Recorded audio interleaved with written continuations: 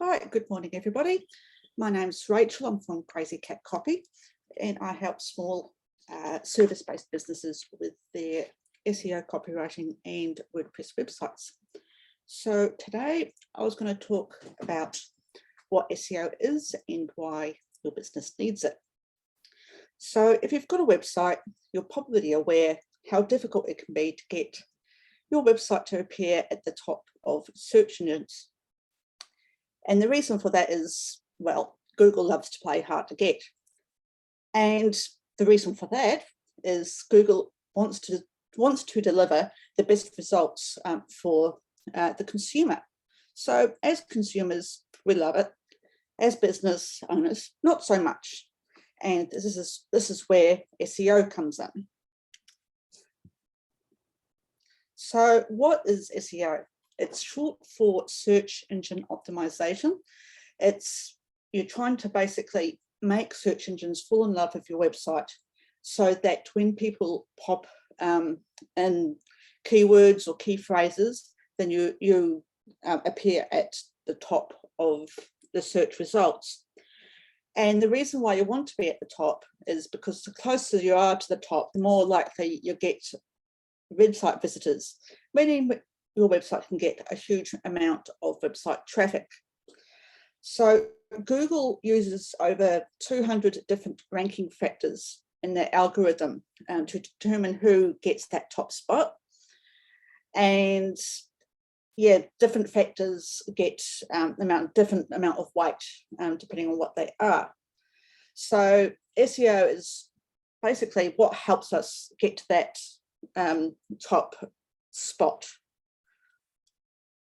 Now, for some stats, so if you manage to get the first the top spot on page 1, then you get 28.5% click-through rate. So that means 28.5% of consumers will click through to your website. Compared to the 10th result, which is usually the bottom of page 1, that click-through rate falls from 28.5% down to 2.5%. So that's quite a big difference. And then about 75% of internet users don't go past the first page. So that's why when you're optimizing your site for SEO, you want to get as high as possible. So some more stats for you on here. So yeah, some recent ones here from December 2021, the global market share for different search engines. So Google has the top spot, obviously, so it's over 86%. Bing, which is Microsoft's one, that's 7.2%. Yahoo, 2.77%. And Baidu, which I think is Chinese, 0.58%. And then there's a few others that get less than that. So more than 50% of Google searches end without a click. So that means there's more than 50% of searches where people don't click through to a website that they find through search results. 92% of all search queries use long tail keywords. So there's two types of keywords. There's long tail keywords and short tail keywords. Short tail keywords tend to be 1 to 3 words long and are normally harder to rank for because they're short. So if you typed in SEO into Google, that's a very competitive keyword. So that's an example of a short tail keyword. Long tail keywords consist of 3 or more words, and it's easier to rank for them. So that's tends to be when people like type in a question, and that's where blogging can become important there, because that's where you tend to use more long tail keywords in your blogs. So and that's where people are trying to find more information. And yeah, during 2021, 56% of web traffic took place on mobile phones. So that's quite a lot. So it's more than half. So it's a bit hard to understand SEO without understanding how search engines work. And there's 3 parts to search engines. The first part is a crawler. So this roams the interwebs, finding sites and sends information back to the algorithm. And the algorithm processes that information and decides what content goes where in the index based on those 200 factors I mentioned earlier. The index, so that's like a database of web pages and websites and blog posts and stuff like that. And that gets updated when the crawler finds new or updated pages on your site. So that makes it important for you to keep the content on your website update, and it's also an important reason why you should blog as well. So how often your website gets crawled depends on the number of changes you make to your site and how much traffic you're getting. Now, if you're not sure how you to monitor your traffic, that's where Google Analytics comes in. So if you don't have it on your website, you should, because yeah, so a lot of it's a good Google Analytics is a good way to see what pages are visited the most, what blog posts are visited the most. Which could be an avenue of a way of coming up with new blog topics as well. So some more stats, why your business should care about SEO. So Google processes around 70,000 search queries per second, and that translates to 227 million searches an hour, or 5.4 billion searches per day, and that's just on Google.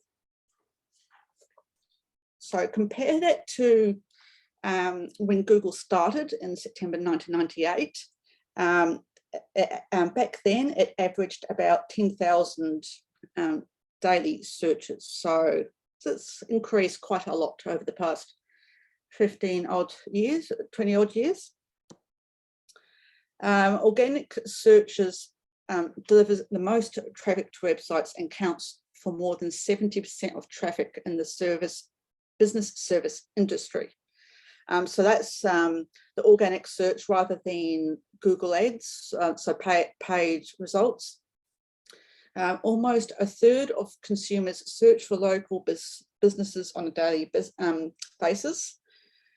Organic search drives over 10 times more website traffic than organic social media posts, and it's estimated that by 2040, 95% of purchases will be through e-commerce.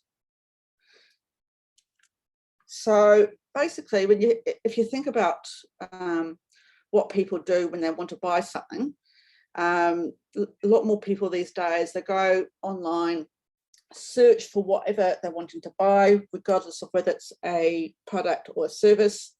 They take a look at the results until they find what they want, and they click through to websites that grab their interest. And if they like a particular site, hopefully yours, they'll hang around and buy. So this, for those who know what a page title and meta description, this is where that plays in, and that's one component of SEO, because if the little summary of that page doesn't attract someone's attention, then they're less likely to click through. So this means that SEO has one important difference to any other form of digital marketing. It puts your website in front of people at the moment they're ready to buy. So what about paid ads? So SEO only affects organic searches. They don't affect paid ads, and vice versa. So you've got search engine marketing, also known as SEM, or pay per click. It's pay per click. That's a completely separate thing. And while paid advertising does work, most online traffic to your website is driven by organic results. And another stat for you, less than 10% of people click on paid ads.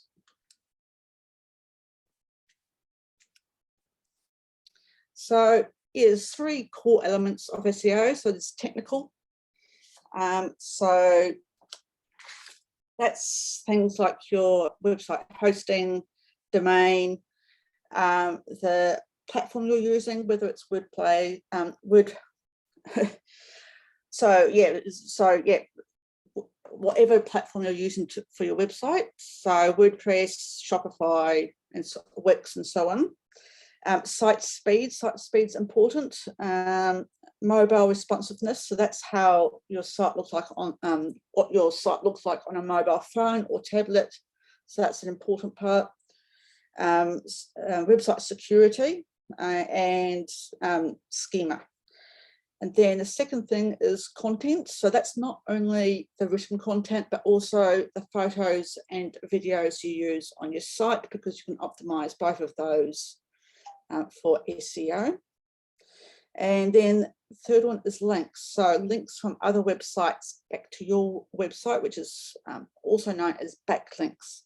So things such as directory listings, guest posts. If you do a guest blog post on someone else's site, you get a backlink to yours, and also bio links. So things like your Chamber of Commerce directory listing, if that's a potential backlink to your site. So yeah, if you don't have one, if you haven't set up your directory listing there, you should do so. So yeah, so this is like a very sort of summary of what you can do to optimize your site for SEO. So you want a solid website that's SEO friendly and set up properly for SEO. So and then you want to optimize that site for keywords, writing in your client's language, because it's your their language that they're going to type into search engines. So that's why you sort of make sure you've got your tone of voice right. Content, so that could be like answering, having the right information on your site that answer your target market's questions and solving problems. So it's another thing where blogging can come in, as well as your service pages. Links, so what I mentioned before about building links from other sites to yours, so that bit gives your website more credibility, and so if you've got more good backlinks, then Google will say, well, that site must be pretty good, we'll rank it higher. Marketing, so just because you've got SEO, it doesn't mean you shouldn't be marketing. So using social media, face-to-face events, email marketing and stuff like that, which can help drive traffic to your site. And then measuring success. So using Google Analytics to see what content on your website is performing best and reacting to those results. So that's pretty much me. So I do have some interesting more stats for those who want to listen to them.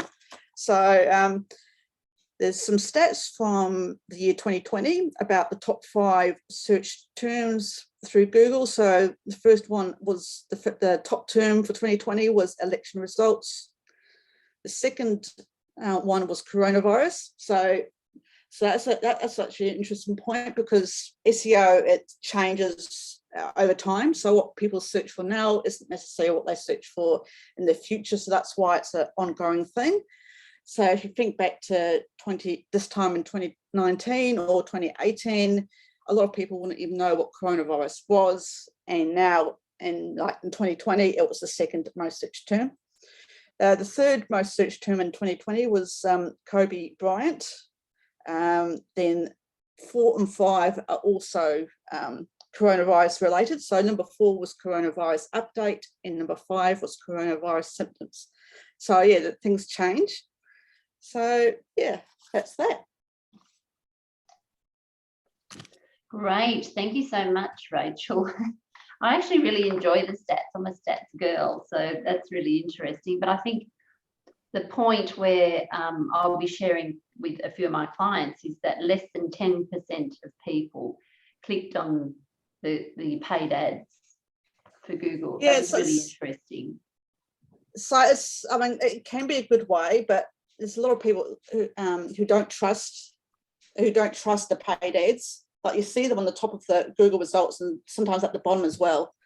So yeah, a lot of people don't trust them, so they prefer going through the organic results.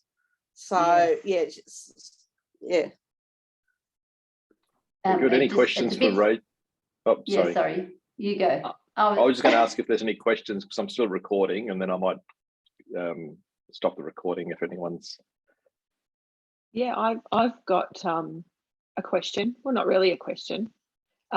Rachel, you offer an amazing service where you do a website audit, which you did for me. So, and Rachel also does my blog. So how can people contact you if they want to get you to look at their website, like for any of your services?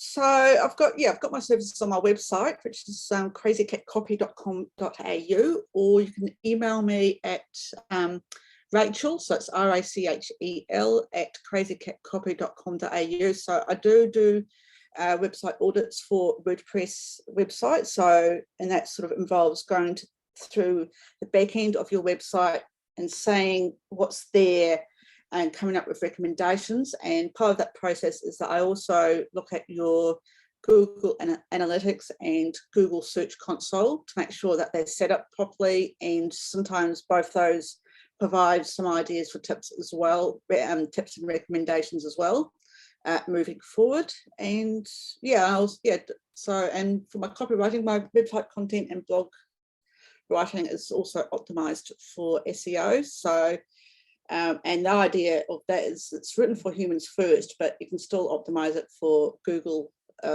whilst making it still sound human, because getting people to click through to your website is definitely important. But if the content on your site doesn't persuade people to contact you, then there's not really much point being on the first page. Yeah. Awesome. And I love the blogs that you write for me, so, and the copy you do. So yeah, thank you. Great stuff.